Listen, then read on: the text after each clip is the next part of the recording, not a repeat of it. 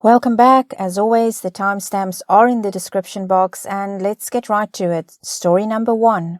Opie writes, "This is a horrible, selfish post, and there's no question I'm the a-hole here. I'm looking for honest feedback on a delicate situation. I, 40 female, and Eddie, 38 male, dated 12 years ago. We were in an open relationship with multiple partners, but very much prioritized our emotional relationship.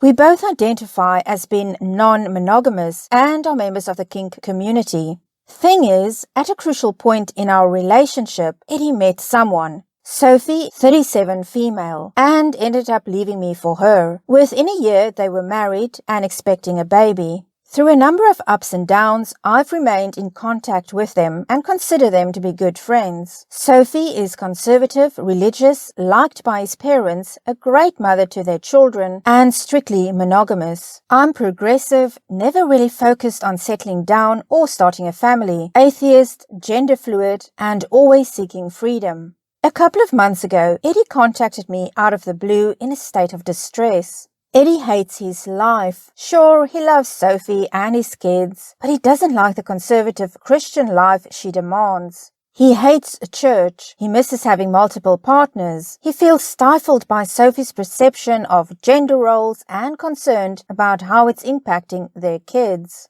He hates his job. In 2017, Sophie unexpectedly quit her job to become a full-time stay-at-home mom, and he has been working nearly 80 hours a week between 3 jobs to make it work. His mother-in-law has also moved into their home to help care for the kids and give Sophie some free time. After the pandemic, Eddie is now working full-time from home, and Sophie expects him to be available around the clock while working his regular job, his home business, and another online retail business. His mental health has hit rock bottom. He sleeps no more than 4 hours a night. He wants to seek help from a therapist, but is overwhelmed by the potential cost and the lack of time in his schedule. Since discovering this, I've tried to gather more information from Sophie, but she says everything is fine in their relationship. In fact, she says they're trying for another kid. That would make 4. I asked if they could afford it, if she has plans on returning to work, and she told me that she's happiest being a mom. So I take that as a no.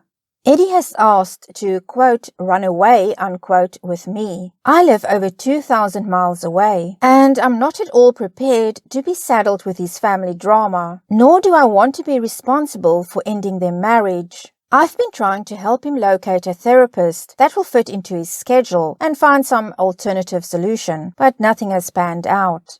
I've spoken with his brother Ryan to validate the situation, and I don't have any reason to suspect that Eddie is lying, which only deepens my concern for him. I asked if Ryan could take him in, or if other family members are willing to help, but he told me no.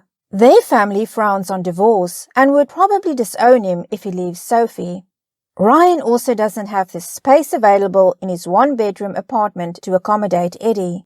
Here's the thing, we never totally fell out of love, which is probably the reason why we maintained a friendship and why he's reaching out to me now. In my heart, I know I could weather the fallout, but I honestly don't know if I really want to. He'd have to find a new job, health insurance, a place to live, a lawyer. I don't want to pay for all of that. My counter offer to Eddie was that he seek the divorce first, get his situation settled, and then move in with me later. He told me that his mental state was too fragile to go through it alone. I'm not sure what to do. He's a grown-ass man who got himself into this predicament and he can see his way out. But also, I'm a total softie and I'm super worried about him. I'm currently trying to connect with mutual friends to identify a support network for him, but I'm not sure that I'm making the right moves or doing enough. Thoughts? Well, Opie, you asked for thoughts, and my thought is, why are you so involved in somebody else's marriage, in your ex-boyfriend, your ex-lover's marriage? I think Eddie and you are both full of it, quite frankly, and you sound like you'd love for him to leave Sophie and the kids and be free again, but you don't want to be involved in the process because it's too messy and inconvenient to you. So I gotta say, Opie, you're right at the start when you say that you come off as selfish and an a-hole, but let's get some comments. So basically, a married dude reached out to an ex to complain about how much they don't like the responsibility of marriage and kids, and want things to be how they were when they were young and free in their 20s. This is not an unlikely story for people who are strictly monogamous either. The part in it that is being glossed over is how this would affect the 3 small humans they brought into the world. Their needs should be considered first and foremost. Is it really in his children's best interest for him to uproot his life near them to go live with you 2,000 miles away? How active of a father could he really be from 2,000 miles away? Are you prepared to uproot your own life to move near him and concentrate on being a stepmom and role model for those kids? You are correct in saying he is a grown man. He needs to figure this out on his own with a therapist. He is also a 38-year-old man and should be able to use the internet to find a therapist to make an appointment himself. He shouldn't need his ex or even his current wife to do those things for him. This man sounds like he's playing you for emotional attention until his situation with his wife improves. It does sound like he's taking advantage of you / using you as an emotional crutch. And to this OP replies, back when his oldest son was born in 2011, he had a major freak out. It wasn't just changing diapers and dealing with a typical baby mess. He really struggled to emotionally connect with his son. I encouraged him to go into therapy, but he was reluctant. He and Sophie come from the same immigrant community on the East Coast of the US. They're tight-knit, conservative, prioritize family, and don't believe in, quote, mental illness, unquote. On paper, I get how the familial pressure has driven him to remain silent and stay in the closet. He's also had male partners in the past. This is a huge issue for his family. When their second son was born at the beginning of 2013, he descended into a deeper depression. He refused to be around his kids, didn't want to help around the house, and left most of the parental duties to his mom and mother-in-law since Sophie was still working.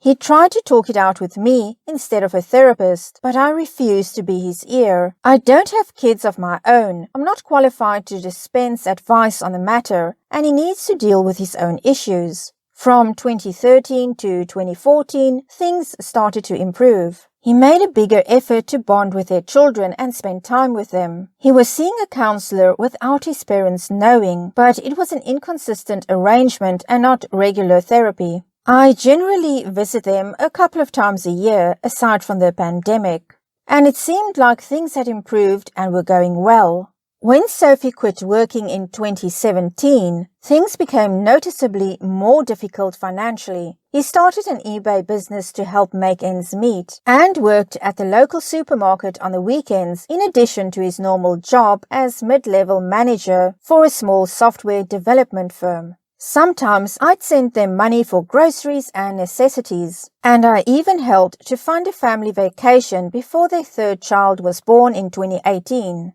He seemed excited about son number 3 and was fully embracing, quote, dad mode, unquote, or that's what I thought. Our contact waned during the pandemic, and I haven't seen them in person since 2019. When he reached out to me at the beginning of the summer, he was having a total mental breakdown, and this is where we're at.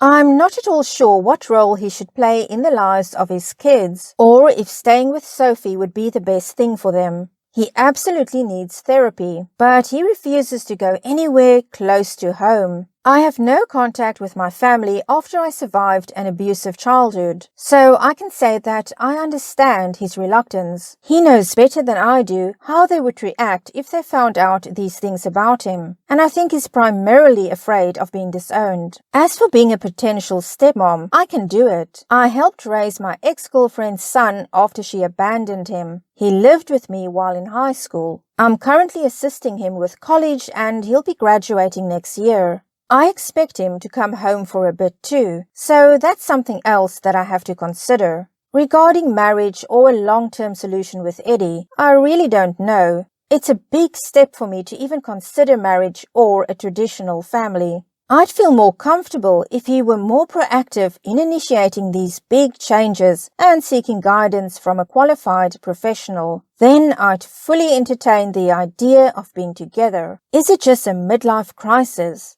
It might be, but I'm also not sure. Well, Opie, I don't think it's a midlife crisis thing, considering it's been going on for almost 10 years that Eddie's been so unhappy in his marriage and being a father. He was, in his late 20s? It's not a midlife crisis, it's a Eddie thing. You also mentioned earlier that the two of you never really fell out of love, and that just makes me think, Opie, that your presence in their lives after all these years still is actually detrimental. But apart from that, I have no idea why this person got married and had children when clearly this isn't what he wanted, but it's his mess. Let's get our update from Opie. Hey all, I'm here with an update that no one asked for, but I might help someone down the line. Since I already felt involved in the situation, I opted to fly out for a 2-day visit earlier this week. More than anything, I wanted to see how Eddie and Sophie were doing, and if Eddie was speaking the truth. Well, Sophie is pregnant with baby number 4, and Eddie is having a complete meltdown over it. The kids are doing well, but it's clear that Sophie and her mother are expecting Eddie to be both the provider and caretaker of the family. Eddie and I had a good conversation about the situation. He's actually seeing a therapist about his depression and is making an effort to improve his health. I think he purposely neglected to tell me this so that I'd take more pity on him. As for the divorce, we did a bit of research on attorneys and I was able to connect him with one that he can afford. He promised me that he'll go through with it, but we shall see. After gaining some clarity on the situation, I could see he was definitely manipulating me rather than taking on his own mess. There's no way that I'll allow him to move in with me or get together in any sense after the divorce, and I told him so. This is the maximum extent to which I'll help him. Some other things came to light as well, including his affair. Not at all shocked, but apparently he was sleeping with a co-worker for several years, until the main office closed during lockdown. He tried reaching out to her before me, but she had moved on. So he tried to get me to help in her place, hoping that I'd be his emotional and financial support while he goes through what will most likely be a very messy divorce. Sophie doesn't know about the infidelity, but Ryan did. Thanks, Ryan, for finally speaking the truth and giving me the, quote, receipts, unquote. It's taken a few days to readjust to my new perspective on Eddie, but I'm fine. It sucks to realize that I was being used. I've blocked him across social media with the exception of Facebook. I'm planning on revealing all of this information to Sophie at some point in the near future. When exactly, I don't know. It's a petty move, but she deserves to know what kind of a man she married. Thanks all for the feedback. Well, OP, it kind of sounds like you're upset because you found out that you are not really the object of Eddie's affection and that he's still longing for this woman he had an affair with at work. And I'm not going to mince my words. OP, you sound like you were a snake in the grass the entire time Eddie and Sophie have been together, just waiting for the marriage to fall apart and for him to come back to you. And I'm glad you're out of their lives. And Eddie has to fix his mess. And I really feel actually sorry for Sophie in all of this. She's the one left with 4 kids and Eddie's getting ready to be free and go out and enjoy himself and have fun, and I doubt he's going to be much of a presence in his children's lives. But that's my opinion on this matter. What's your opinion? Leave me a comment. Tell me what you think. Am I being too harsh on OP, or was OP waiting in the wings the whole time? Let's move on to story number 2. OP writes, "Throwaway account because you know why. I, male 31, am married to a beautiful and wonderful woman, female 35. We have been together 10 years and married 7. We have 2 kids, 6 and 4. My wife has been an, I will say, homemaker for most of our relationship. She worked very early on in our relationship but hasn't since, like the first year. It is what we agreed upon, especially after getting married, as we planned on having kids. The agreement is and has been I bring home the money and she takes care of the home. There are a few things within the home that I handle, like the laundry, lawn maintenance, the trash, any repairs that need to be done, and all car maintenance, if you count that as well. Her job is everything else, cooking and cleaning, and I'm responsible for meals on Fridays, Saturdays, and Sundays. She has the rest of the week.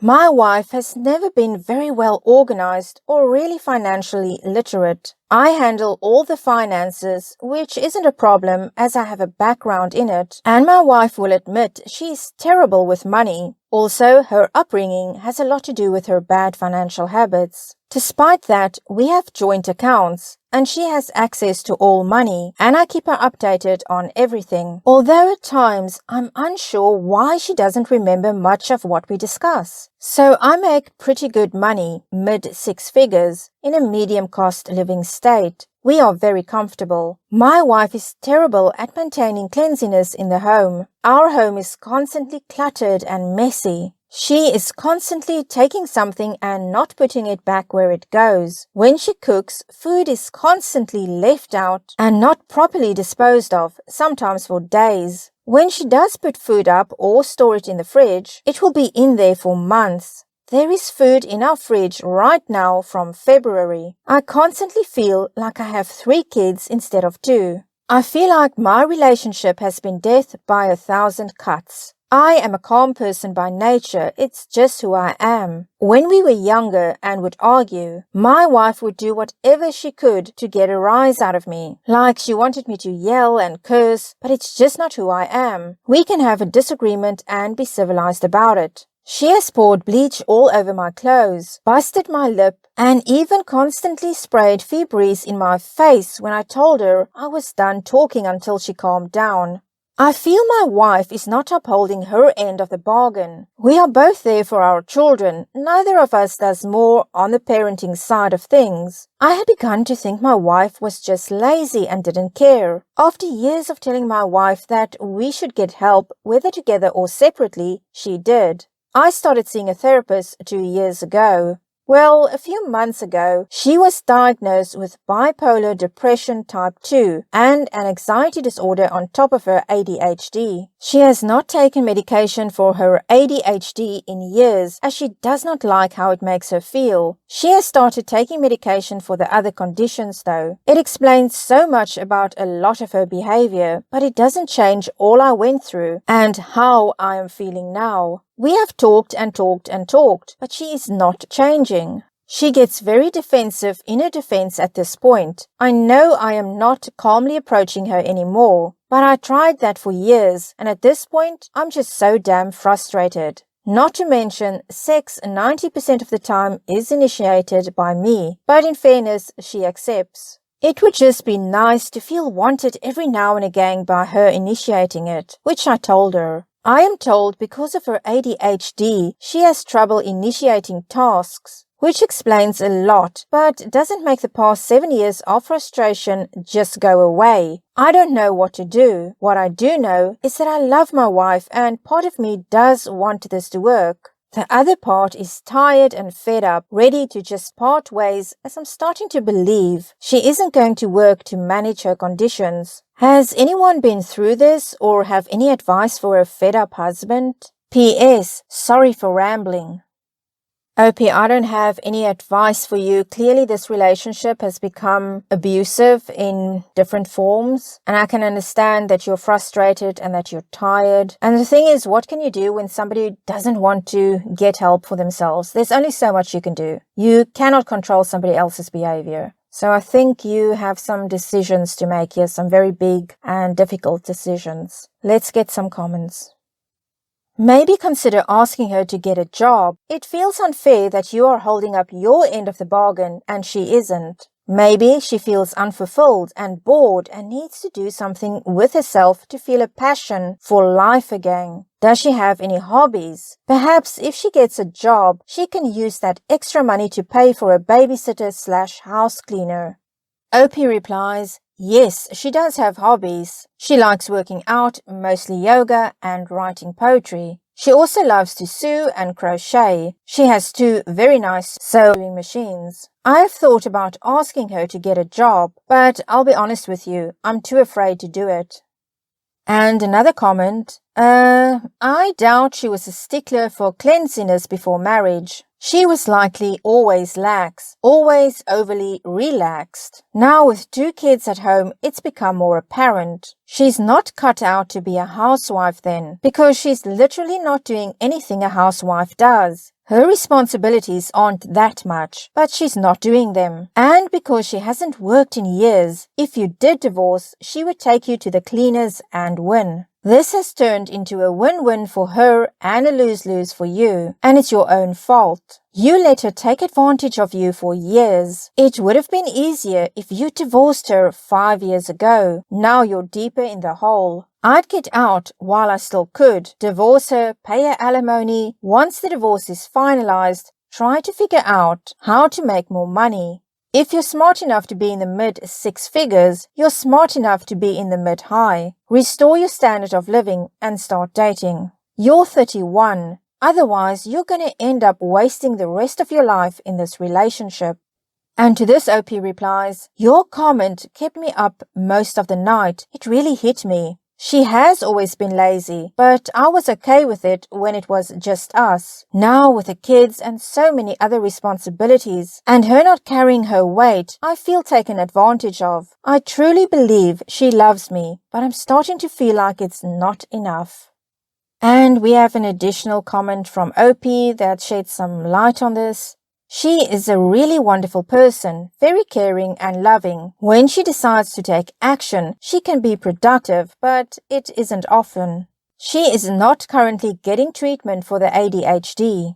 I have talked to a lawyer and they believe I have a strong case. And so do I, but I really do want it to work out. My therapist tells me I can't make her take action, only she can do that. Her actions tell me that she doesn't care enough.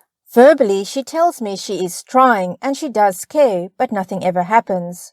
A comment really struck me. I have enabled this. I dealt with it and thought it was fine when it was just us. But now that we have 2 kids, it's a hindrance. We can afford a cleaner. I bought that up about a month ago. She got pretty upset and accused me of not being patient while she works through all her issues and to give her time.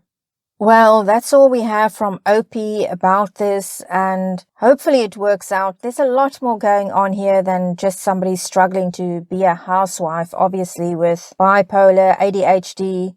Her reaction to OP on various occasions is really abusive. But OP, I wish you the best. I hope you can work this out. I hope your wife gets help and things improve and you can keep your family together. But that's it for now. Thank you for joining me. Please give it a thumbs up if you did enjoy it. Consider subscribing, leave a comment, and I'll see you again next time.